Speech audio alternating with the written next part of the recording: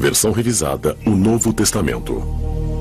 De acordo com o Evangelho de Mateus, no Novo Testamento, foram 3 desses magos que seguiram os sinais celestes e das estrelas para o local de nascimento de Jesus em Belém. Uma coincidência? O que é interessante nessa história é que a estrela de Belém não foi usada como um ponto de navegação. Foi dito claramente que ela guiou os magos até o local de Cristo. Uma estrela não pode guiar alguém. Ela só pode ser usada como ponto de navegação. Então isso levanta a ideia de que a estrela era possivelmente um OVNI. Achava-se que eles eram capazes de prever e até mesmo manipular eventos com base em seus conhecimentos das estrelas. Os magos eram sacerdotes de renome do Oriente Próximo que tinham conhecimento astronômico avançado, e sabe-se bem que a maioria dos astrônomos do Oriente Próximo, especificamente do antigo Iraque e a Suméria, gravaram uma série de eventos que aconteceram no céu ao longo de centenas de milhares de anos. Essa informação foi mantida em tábuas de pedra, guardada de forma sagrada, e isso era passada aos grandes sacerdotes. Hoje, pensamos que os magos eram mágicos. E é por isso que nós temos hoje a palavra mágica, na verdade. Mas quando eu ouço sobre poderes mágicos, isso chama a atenção, porque a magia em si, de fato, não existe. Então, estariam esses magos, de fato, em posse de algum tipo de tecnologia extraterrestre? Porque, de acordo com os textos antigos, foram os iniciados de cada cultura que estiveram em contato com extraterrestres. E foram os iniciados que mais tarde se tornaram sacerdotes ou magos. Alguém que aprendeu o conhecimento celestial de fontes extraterrestres? Eles podem ter, em vez disso, usado um portal celestial para partir para um reino distante. Uma ideia audaciosa? Talvez. E há aqueles que acreditam que mais provas podem ser encontradas no mais famoso e sedutor de todos os mundos perdidos, o Jardim do Éden. Por séculos, arqueólogos, teólogos e estudiosos debatem o local e até mesmo a existência do maior de todos os mundos perdidos, o Jardim do Éden da Bíblia. Foi aqui, de acordo com o livro hebraico de Gênesis, que um paraíso uma vez existiu. Um paraíso onde os primeiros seres humanos, Adão e Eva, foram de fato criados por Deus. Quando nós olhamos para o Jardim do Éden, sabemos que há de fato uma descrição física de onde ele era. É dito que 4 rios específicos saíam dele, ou de perto dele. Então podemos de fato procurá-lo. 2 destes rios, os rios Tigre e Eufrates, são bem conhecidos. Eles correm por onde é hoje o Iraque. Os outros 2 rios descritos não são bem conhecidos. Os pesquisadores agora acreditam que o terceiro rio, conhecido como o Rio Karun, atravessa o Irã e se junta ao Eufrates ao norte do Golfo Pérsico. Então, em 2010, imagens de satélite revelaram um rio fóssil, ou um leito seco de rio chamado Wadi Baton, que uma vez fluiu pelo norte da Arábia e também se juntou ao Eufrates. Poderiam esses 2 rios ter sido o local dos rios Pison e Gion? Os rios perdidos mencionados na Bíblia que apontam para a localização real do Jardim do Éden? No livro de Gênesis tem um trecho que diz que 4 rios formam um rio. Então, uma leitura muito atenta indica que quando você junta os 2 rios que estão hoje no Iraque, o Tigre e o Eufrates, com o rio que está no Irã, o Karun, e o rio fóssil na Arábia, você forma um rio, sendo esse o local aproximado ao norte do Golfo Pérsico. E de acordo com a Bíblia, esse único rio corria pelo Jardim do Éden. Então, com base em imagens do local e uma leitura atenta do texto hebraico, eu acho que a localização do Jardim do Éden está sob as águas do Golfo Pérsico e não em terra. Os cientistas acreditam que durante a última idade do gelo, as calotas polares tinham 3 quilômetros de altura. E o nível dos oceanos era 50 metros mais baixo do que é hoje. Estudos recentes sugerem que a área do Golfo Pérsico teria sido uma planície seca e fértil do tamanho da Inglaterra, oferecendo um refúgio ideal para alguns dos primeiros humanos fora da África, cerca de 75 mil anos antes. Mas como as calotas polares derreteram ao longo de milhares de anos, as águas do que agora o Oceano Índico inundaram a Terra e formaram o Golfo Pérsico. Durante esse longo período, houve pelo menos 3 episódios de inundações muito importantes, onde você veria uma subida de 9 a 12 metros do nível do mar da noite para o dia. Será que uma grande inundação, talvez a descrita na história bíblica da Arca de Noé, foi mesmo a responsável pelo desaparecimento do chamado Jardim do Éden? Mas que a prova pode ser encontrada ao se estudar textos sumérios antigos. Mesopotâmia. A mais antiga civilização conhecida da Suméria é de 5.000 a.C. e seu primeiro assentamento no sul da Mesopotâmia foi chamado Eridu. Os sumérios antigos têm uma história maravilhosa. Eles acreditavam que viviam em uma área que era mais ao sul da Suméria da época. E nós sabemos disso porque eles disseram que saíram do mar. Escritos cuneiformes antigos que sobreviveram em tábuas de argila sugerem que os sumérios foram levados para Eridu por seu deus Enki. Os textos cuneiformes também descrevem uma raça alienígena chamada Anunnaki, que veio à Terra e criou o primeiro homem moderno.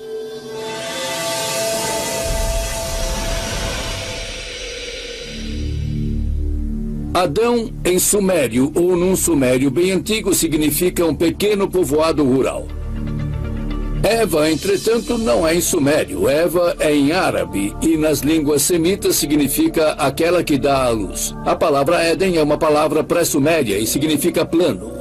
Os relatos sumérios podem se referir a um tempo mais antigo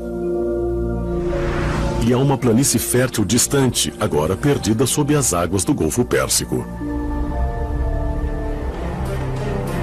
A pergunta é esta: o Jardim do Éden era algum tipo de laboratório onde certas coisas foram criadas por cientistas antigos da época?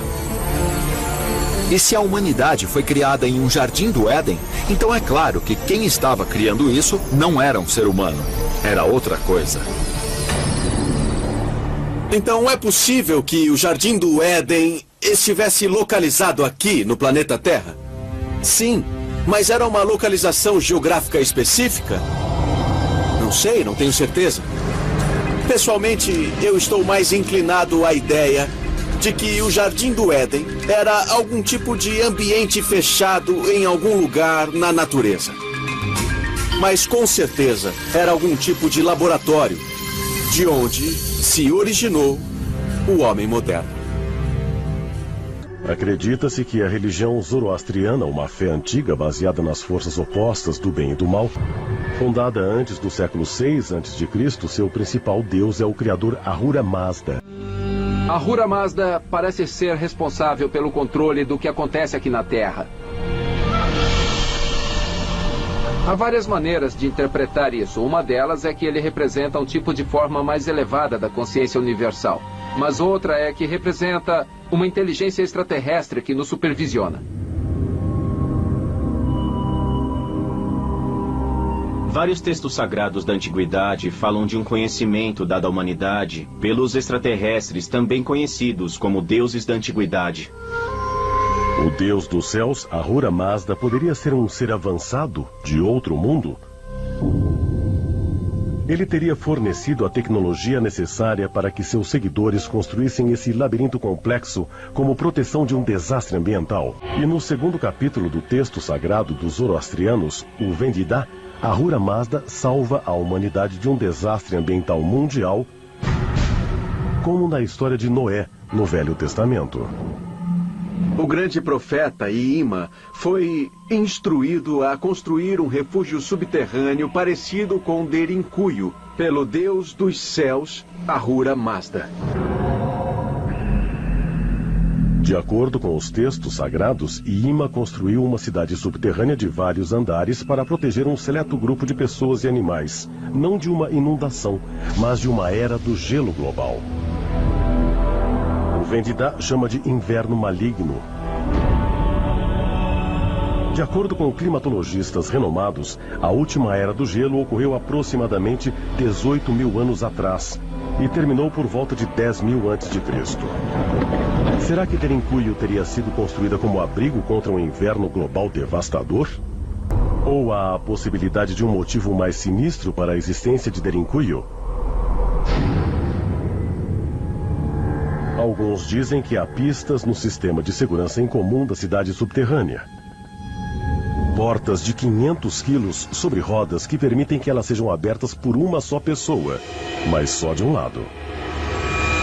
As portas de Derinkuyu são construídas com inteligência. Você só pode abri-las e movê-las por dentro. Então, obviamente, quem morava em Derinkuyu se escondia de alguma coisa ou de alguém.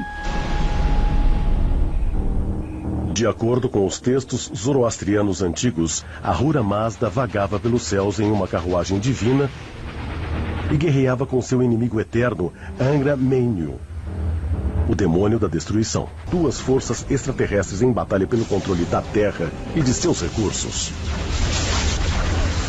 Os inimigos aéreos eram extraterrestres, porque eram eles que tinham capacidade de voar.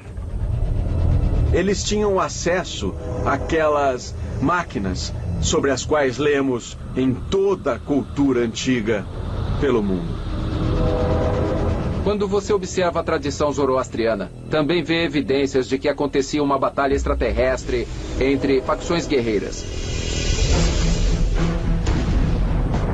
Portanto, é possível que as cavernas originais possam ter sido usadas como abrigos contra possíveis bombardeios aéreos de extraterrestres em guerra durante aquele tempo. Derinkuyu foi construída por causa do medo de um inimigo aéreo. Porque se algo voar por cima de você bem rápido, você não consegue ver as escotilhas de ventilação. Alguns sugerem que 30 mil pessoas viviam lá embaixo em Derinkuyu. Durante a história documentada, muitos povos diferentes se esconderam na cidade subterrânea de Derinkuyu para escapar de tudo, desde piratas do deserto até das legiões romanas. Mas alguns especialistas questionam se ataques convencionais poderiam justificar a construção de Derinkuyu. Se fosse um inimigo a cavalo, seria muito fácil asfixiar todo mundo, fechando todas as escotilhas de ventilação. Nos estudos do Departamento de Defesa dos quais participei, dizia uma frase: uma caverna é uma tumba para o adversário bem preparado. Depois que você descobre, ela é altamente vulnerável. Alguns pesquisadores de OVNIs e teóricos da conspiração acreditam que o que essas testemunhas contam não é só verdade, mas é a evidência de uma colaboração secreta entre os alienígenas e os militares americanos. As escotilhas talvez estivessem aqui há 25 anos. Você ouvia sons estranhos, gemidos, suspiros, gemidos humanos. E isso levou à crença nas histórias de que seres humanos eram dissecados e examinados. Assim, a lenda cresceram e expandiram. Ao redor do mundo, muitas igrejas, templos e outras estruturas sagradas supostamente foram inspiradas por anjos, deuses e até seres de outros mundos. Se assim for, a prova existiu o tempo todo nas tábuas de pedra cuneiformes dos sumérios antigos? Os Anunnaki estão entre os seres mais misteriosos e poderosos do mito e da tradição sagrada. Os sumérios os descreveram como humanoides, mas sendo seres espirituais sem um físico que tiveram a capacidade de se transformar ou de mudar para a forma humana. Eles vieram à Terra em uma missão especial para trazer sabedoria e também para extrair alguns materiais do próprio plano terrestre. Nos textos cuneiformes, os Anunnakis são descritos detalhadamente, incluindo como eles viveram por centenas de anos. Eles tinham um enorme conhecimento e poder sobre o mundo inteiro. Eles sabiam de tudo. Eles tinham conhecimento de todas as ciências e de todas as artes. De onde eles tiraram esse conhecimento e de onde eles vieram? Isso é um total mistério para os arqueólogos. E você deve se perguntar, eram, na verdade, extraterrestres?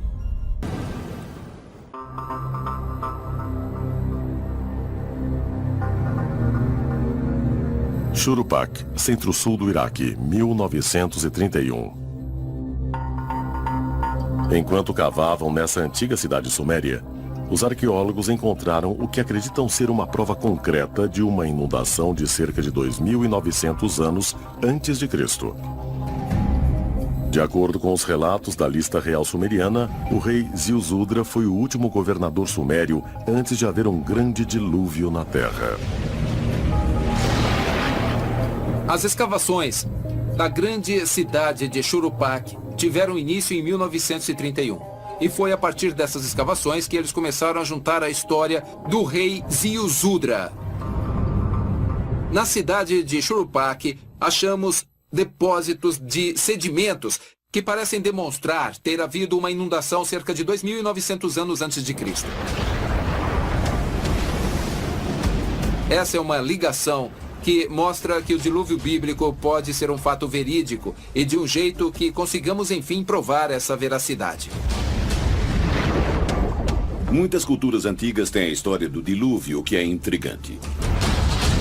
O fato dos mesopotâmios terem uma história de inundação não é surpreendente, porque a história da Mesopotâmia é repleta de contos contendo os rios Tigre e Eufrates e tentando torná-los úteis à agricultura. Até terem construído o sistema de canal, havia inundações ali que arruinavam cidades. Parece que a história da Arca de Noé talvez não seja uma história originalmente hebraica. Nos textos sumérios, encontramos uma história muito mais antiga do Ziusudra, que também sobreviveu ao dilúvio, que construiu uma arca e que conseguiu salvar parte de sua família também. Isso é só uma coincidência ou isso sugere que, na verdade, o conto bíblico foi baseado na história suméria original? As semelhanças estão ocasionando sugestões de que talvez o relato bíblico seja pautado, de certa maneira, nos relatos mesopotâmicos. Minha intuição é que, certamente, os escritores bíblicos tenham adaptado isso pelas próprias razões teológicas deles. No relato bíblico, a justificativa para o dilúvio é o pecado humano. E então, o que o escritor da Bíblia fez foi usar os relatos das inundações, no intuito de provar uma razão teológica do porquê elas ocorreram. De acordo com a antiga lenda suméria, o grande dilúvio não foi um evento natural, mas foi guiado pelo deus Enlil, que estava cansado do barulho dos seres humanos. Dos Anunnaki que vieram à Terra, essencialmente tiveram dois líderes. Enlil, que estava na lei, ele era o filho legítimo de Anu, o rei do planeta Nibiru, e seu meio-irmão Enki, que na verdade era o primogênito. Eles estavam no comando da Terra. A procriação estava fora de controle. Enlil ficou furioso e decidiu que ia exterminar todos os seres humanos, criando o que hoje conhecemos como Dilúvio de Noé. Enlil pensou que os seres humanos deviam ser liquidados. Eles eram problemáticos demais. E Enki, como prometeu dos gregos, ficou ao lado dos humanos e disse não. Eles devem ser preservados. Conta a lenda que Enki alertou o rei Ziusudra que construísse um barco para que ele ficasse salvo de um grande dilúvio. Assim como Noé foi instruído a construir uma arca nas histórias da Bíblia hebraica. Essas duas histórias podem ter as suas origens em fatos históricos? Em Ur e em outras cidades temos provas de inundações, de imensas inundações. Algumas pessoas estão associando isso à história do dilúvio de Noé e a histórias de inundações em outras culturas. Então acho que temos uma tendência onde cada vez mais pessoas duvidam dos mitos, questionam as lendas, mas na verdade, com maiores pesquisas, descobrimos que a história tem uma base verídica. E de forma bem clara, podemos fazer uma opção. Fingir que tudo isso é um mito e que isso não existe. Ou então aceitar como nossos antepassados nos deixaram. E então confrontar isso com a possibilidade de estarmos de fato falando de seres extraterrestres incríveis, com a expectativa de vida que podia ser algo normal no lugar de onde vieram, mas que com certeza para o planeta Terra era algo extraordinário. Ou será que a história de Noé pode ser baseada na história de um deus Anunnaki que estava aborrecido? Um deus que estava determinado a aniquilar as criaturas mestiças que habitavam a Terra. Enki, o deus Anunnaki, disse para o rei sumério Ziusudra: o que haveria ali, um dilúvio, o mesmo dilúvio da Bíblia, é que ele precisava fazer uma arca. Diríamos hoje um barco para escapar disso. No entanto, é bem possível que o barco que ele fez para escapar desse dilúvio era, na verdade, uma nave espacial. E que ele foi para o espaço, na intenção de sair desse dilúvio, e que ficou em órbita ao redor do nosso planeta. Se tem uma coisa que une as culturas antigas do mundo todo, é que praticamente todas essas histórias têm mitologia sobre inundações fazendo parte delas. Dilúvios, grandes inundações, cobrindo o planeta inteiro, exterminando todos os tipos de pessoas. Na maioria das culturas, isso é colocado como obra dos deuses, ou de um deus descontente com a humanidade. Agora, é claro que, atualmente, muitas pessoas aplicam isso a um contexto de ufologia. Outras inserem em um contexto religioso. Mas muitos pesquisadores veem os relatos e histórias bíblicas como sendo baseados na realidade, mas com origens extraterrestres. Tanto a Bíblia como especificamente os relatos dos sumérios antigos deixam claro que o dilúvio foi algo que os deuses criaram. Que os deuses fizeram essa inundação ocorrer. Então vemos que os relatos antigos são basicamente uma interação entre os Anunnaki por um lado, com os nossos antepassados por outro. Os Anunnaki garantiram que nós, como espécie, sobreviveríamos. Porque alguns dos Anunnaki tinham a intenção de acabar com tudo nesse planeta. É possível que os Anunnaki tenham sido os responsáveis por causar o que é chamado o Grande Dilúvio? E que essa inundação destruiu praticamente todas as provas do tempo dos Anunnaki na Terra? Talvez a resposta possa ser encontrada não aqui na Terra, mas em outro planeta, a mais de 55 milhões de quilômetros de distância.